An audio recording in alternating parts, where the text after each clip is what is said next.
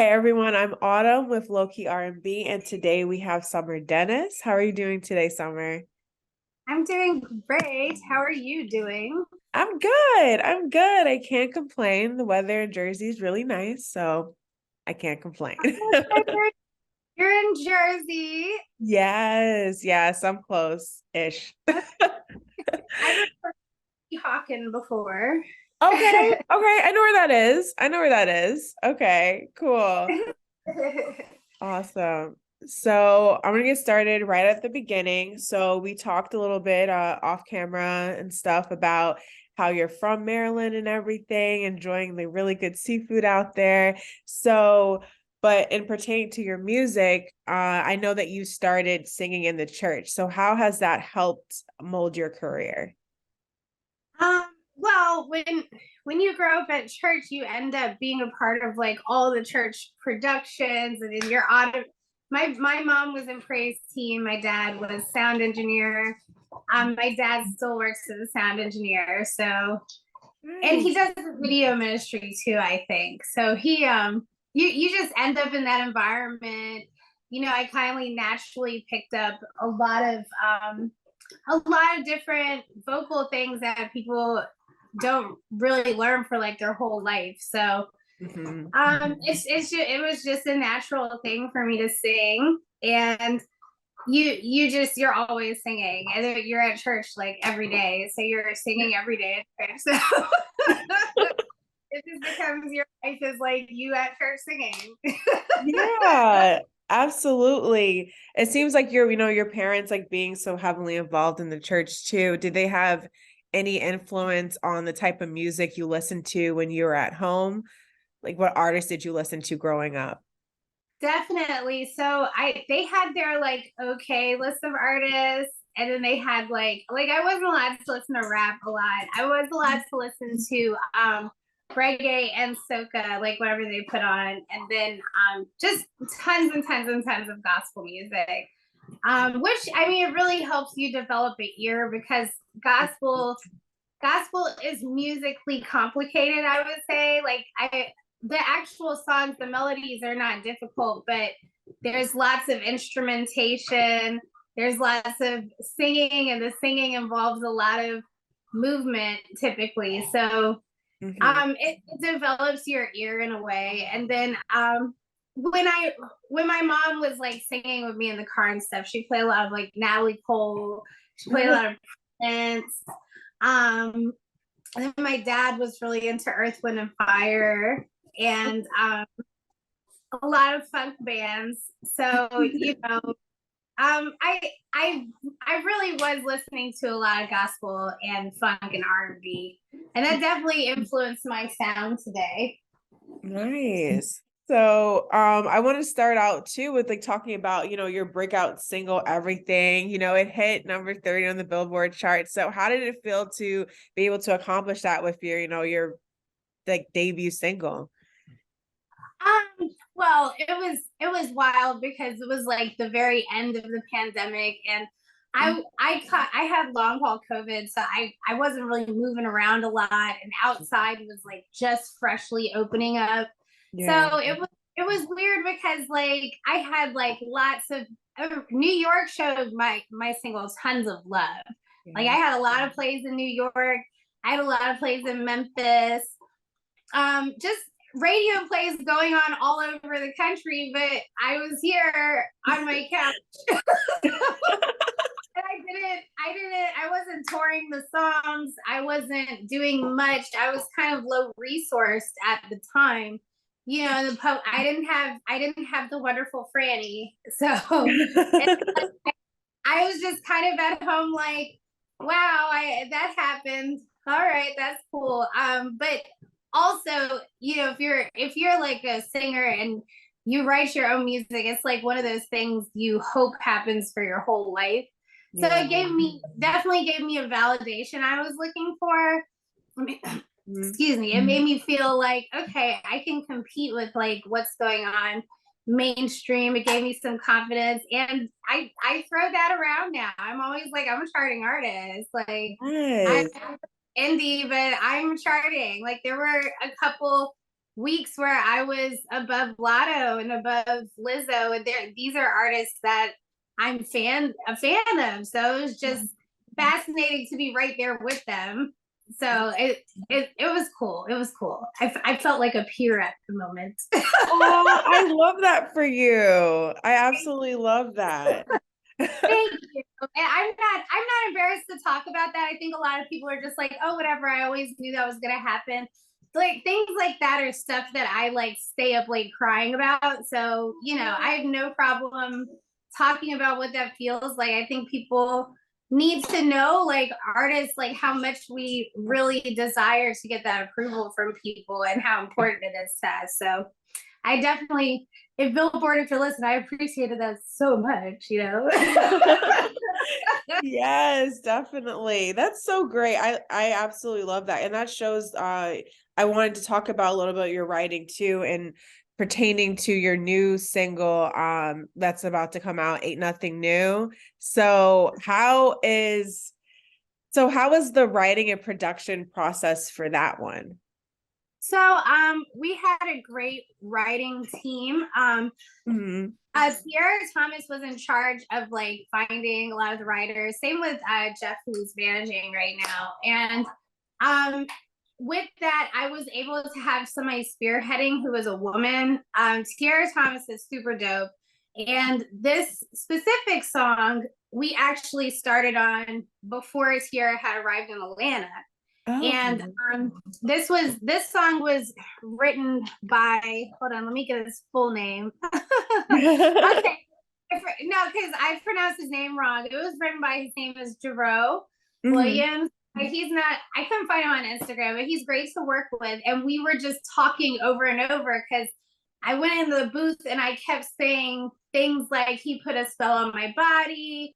I kept saying, I don't want to say, but I'm going to say. And we kept talking. It's kind of hard for men to understand our mentality because they think we're in these situationships like, woo. And I try to explain to him, like, think about all those girls that you've dealt with that are like, kind of like, okay, I need to get out of this, but they don't know that feeling. So it was a learning and getting to know experience while we're writing. And I was really, it was really cool that they were able to find a way to tell this story in a way that I guess a lot of people can relate to. Yeah. It's like an anti-love song. Like it's talking about how you are in love, but it's not the best thing for you, but you're not leaving either. That's something we can all we've all done it. We're not if we haven't done it, we're doing it now in the process coming up. Yes. That's what I wanted to talk to you about too. Like, I feel like as though it was a very relatable experience. So where do you draw inspiration from? Is from yourself? Like a lot of times I know some artists use situations like from their friends and everything. So where do you think a bulk of your inspiration comes from when you're writing?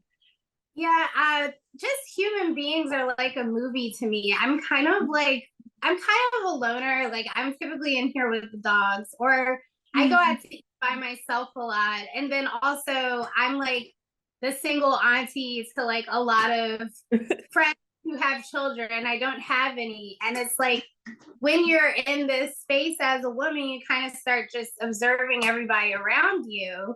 Because I don't have to go to like parent teacher meetings. I don't have to do the community stuff. So if I end up around it, I'm watching, and there's so many stories going on all the time. And what's crazy is if I'm with one person or if I relay what I've seen, depending on who they are, the story is different. We tell our experiences as Black women are so different. We talk to other Black women about them. They're like, boop, I get it. Like immediately. You go talk to like an Asian man about your experience and they're like, what? Like, so it's everybody sees things differently. And I really wanted to tell people how I see things, like how other experiences I've seen in women, a lot of experiences that I've seen Black women have, a lot of experiences I've had in relationships. I wanted to tell those realistically and in ways that doesn't center somebody else. I want to just center women and what they experience and how those feelings really feel. Yeah. So yeah, and I didn't want it to be like a cry fest either. Like I wanted it to be like, oh, I can listen to this, I can dance a little bit, you know, I can turn this up in the car, or I'm painting or whatever. It comes on in the club. You can dance a little bit.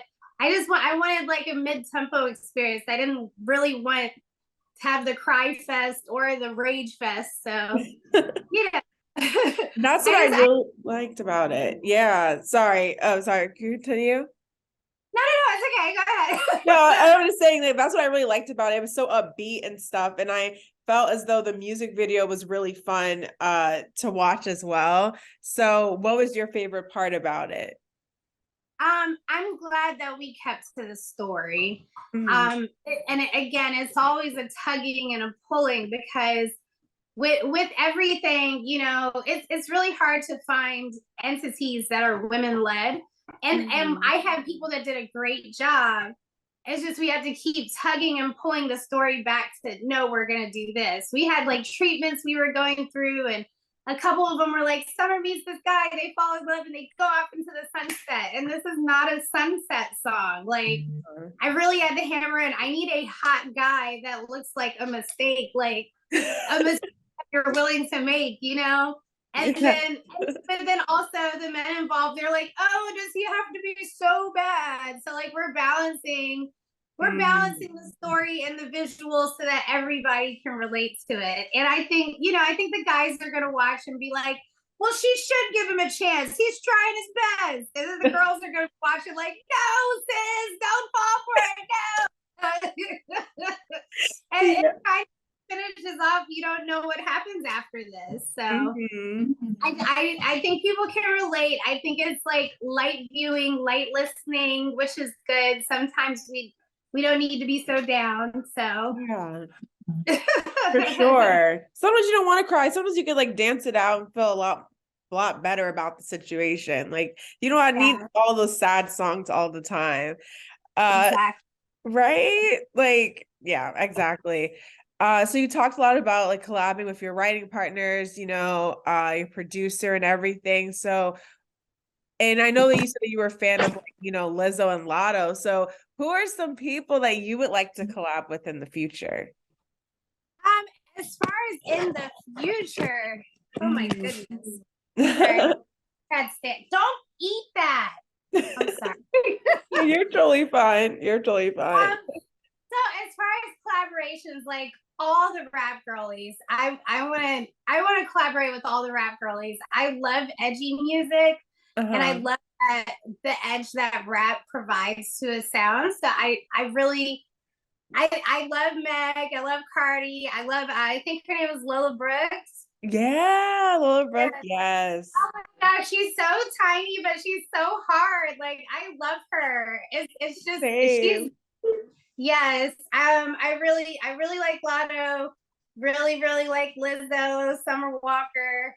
We've got a lot of SZA. There's Yes. like a lot of talented women coming out, and I love that we are all working with each other. It's really important. So I hope to work with all of them. Yes. I love that for you. Yes. All of them are great. All of those are my favorites too. They're really running the game right now. For real. Yes, They are. yes.